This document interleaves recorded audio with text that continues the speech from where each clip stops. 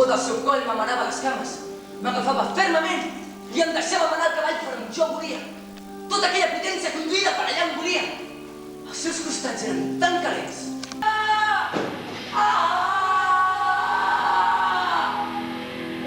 T'oblidaran que en algun moment significaran per a tu alguna cosa més que simples portadors de petits guanys i petites pèrdues. No teniu fills, oi? No, no els vam anar a buscar. Si tingués un fill, et juro qualsevol cosa que seria igual que el seu pare. Farem-ho, et sembla bé? Doncs ara en parles. A on va?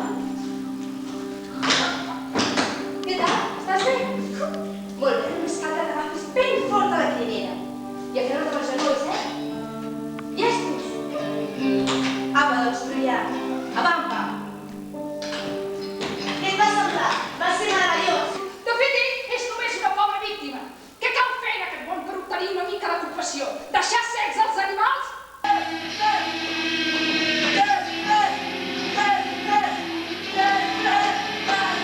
Vull dir que...